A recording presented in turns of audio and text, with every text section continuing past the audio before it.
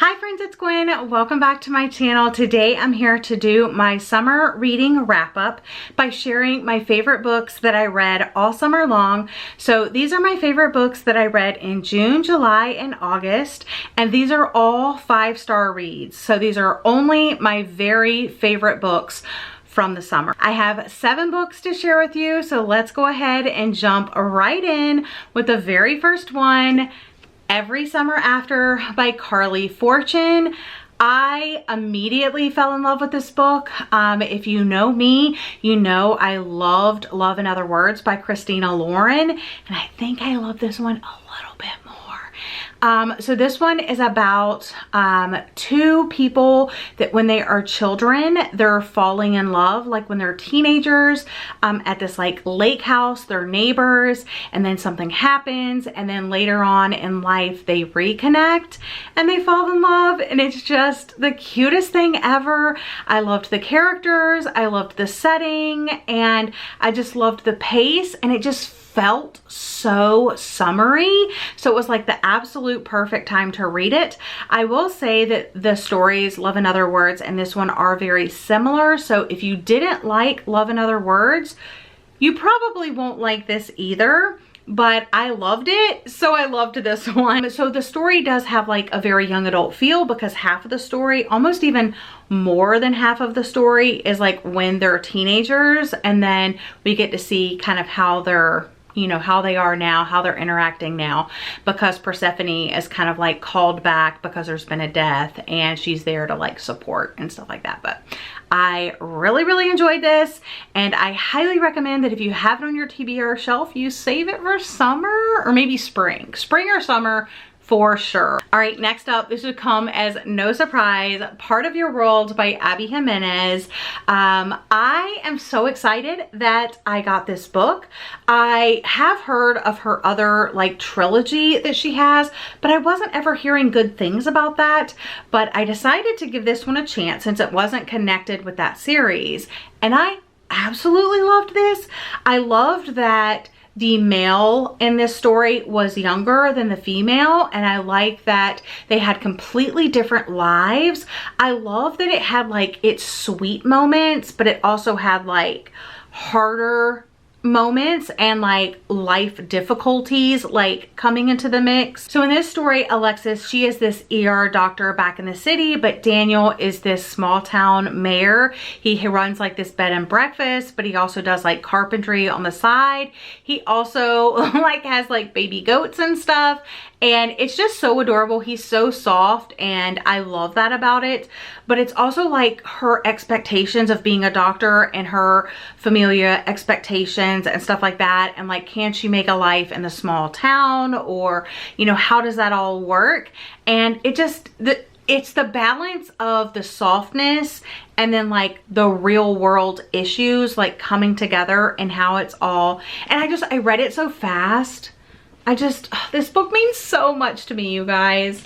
All right, next up is Daisy Darker by Alice Feeney. I was not sure how I was gonna feel about this one, because I think this is the only Alice Feeney book I've rated 5 stars. I could be wrong, but this is my favorite Alice Feeney by far.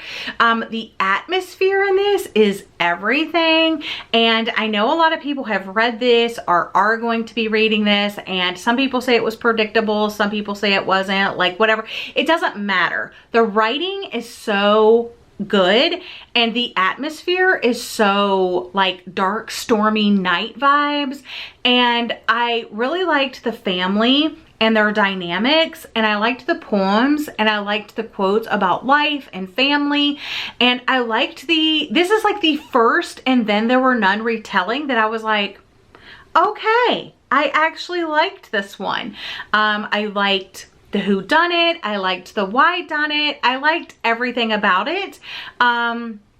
And yeah, I didn't really figure anything out, but I don't think I was necessarily trying to, because a lot of people were saying they did figure things out, and I was like, then that must mean it's easy to figure out. So I was kind of just like going in for it. I also liked how usually in books like this, when they try to do flashbacks, it gets kind of boring and repetitive. Like you're like, flashback to, you know, when we were 5 years old, flashback to when we were 10 years old and this happened. But I like how they incorporated the VHS tapes and you were like watching it play out as they were watching it as well.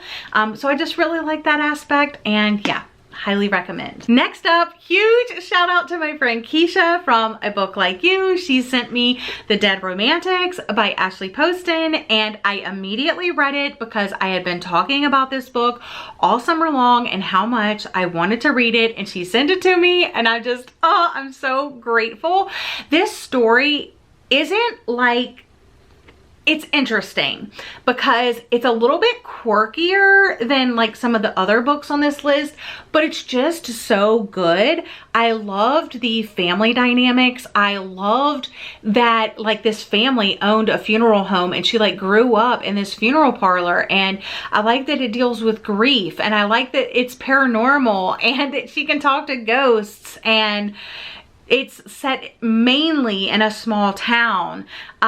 There's just so much to love about this story, and I can't wait to read more by this author. There's a couple of authors on here like Carrie Soto, Ashley Poston, that I'm just so excited to have them on my radar now and be looking for new books that they're going to be writing in the future. So highly recommend this. And even though it has like a super spring, summer cover with like the colors and the flowers and stuff like that, like this can totally be read during spooky season. I think it's like a great bridge book from one season to the next. So highly recommend this one. It is no surprise that I was not a huge fan of In My Dreams I Hold a Knife. It was an average thriller. I didn't think there was anything special about it. I did not get the hype, but I wanted to talk to Jessie about Ashley Winstead's new releases, since she was doing a romance book and a thriller in the same year. So yes, I picked up and read The Last Housewife by Ashley Winstead, and y'all, this is special. This is what I was assuming I was gonna feel about In My Dreams I Hold a Knife. I love the cover of both of the books, so I actually do have In My Dreams I Hold a Knife on my shelf. But this one was just really cool about, it had like a podcast host, even though it wasn't produced in the audiobook like a podcast, which was a little disappointing.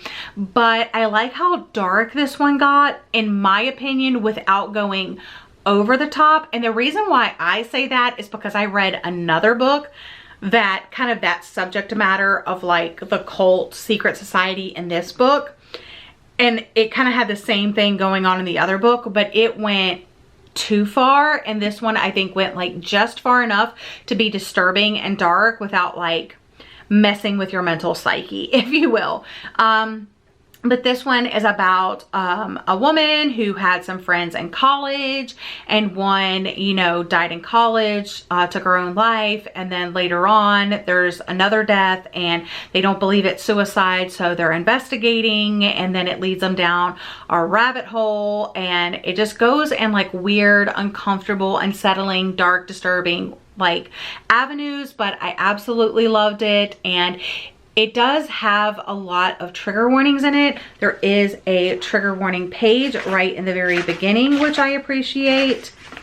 So if any of these things bother you, I would definitely steer clear, because it is like very heavy in those subject areas. Next up is a book I literally never thought that I would rate 5 stars, because I have never seen anybody else rate it 5 stars.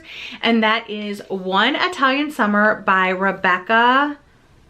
I have a problem with authors' names. You guys know that. I feel like everybody was picking this up when it came out because it is a book of the month pick. So this released back in March of this year, and people were saying that the Italian vibes were really great, but that the rest of the story, not so much. And I don't like going into a book just for the atmosphere, although if a book can set really good atmosphere and have other things going for it as well, it's usually like one of my favorite books. Such is the case with this one.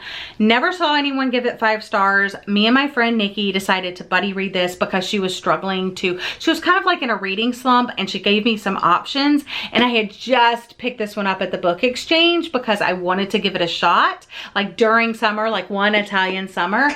And I am so happy that I picked it up and gave it a shot.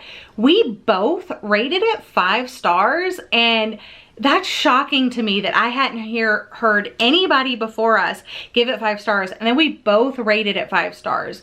The grief, the depictions of grief, Italy, everything about it, 5 out of 5 stars. Like, and it's short and you can like fly through it. So I'm not sure, I almost want to go back and watch people's reviews and like see what they said or why they didn't like it.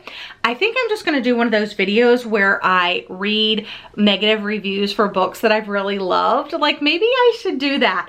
I could compile all of my favorite books of the year and then go back and watch or read negative reviews and like make a whole video about it, because this book was just flawless to me. I absolutely loved it. I loved the characters, I loved the plot, I loved the setting, I loved the vibes, and I was here for it. But it's about a woman that is kind of grieving her mother's death, and they had planned a trip to Italy before, like obviously before her mom died, and she still has like all of that set up.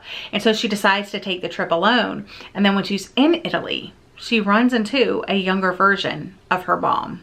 So very interesting story. And then of course the last book, I am so happy that I loved this book as much as I did, because I was a little worried.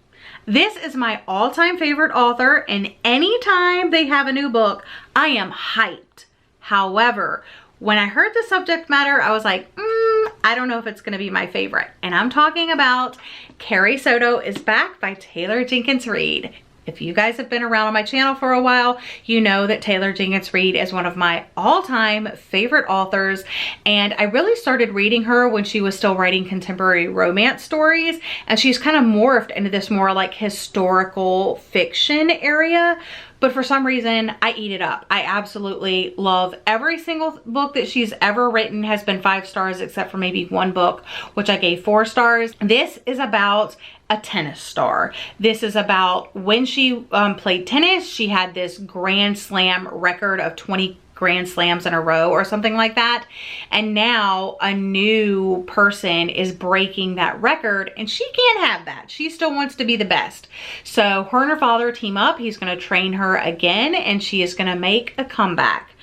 And it's about that. It is literally about her training. You get a little bit of her past and like how she got to where she is today, but it's also a lot about the father-daughter relationship, because not only is he her father, but he's also her coach, and he raised her by herself because her mom died when she was young. And it's just about their relationship, but also, you know, like what happened in the past, because he also used to play tennis. And then how she rose through the ranks, and then how she, you know, became who she was, kind of her fall from grace and why she left tennis. But it's more about the training for the tennis and then the actual matches. Like the actual matches are played out like you are watching the US Open. I'm not a huge sports fan. Specifically tennis has like never been my thing. Like I'll watch it every once in a while, but I'm not like a super fan. I don't have a favorite player. I don't really know all of the terminology or anything like that. But like during this novel, I was a tennis fan. So highly recommend you give it a shot, even if it doesn't sound like something you would be interested in, because even I was a little wary. But for some reason, Taylor Jenkins Reid, she makes you care about her characters, she makes you care about their lives, and that was the case with this one as well. So that wraps up my favorite books of summer 2022. Some of these are now my all-time favorite books. So I really read some good ones. Let me know if you've read any of these and what you thought down in the comment section down below. But that's all for today's video. I hope you're having a lovely day or night, and I'll see you guys again in another video very soon. Bye guys.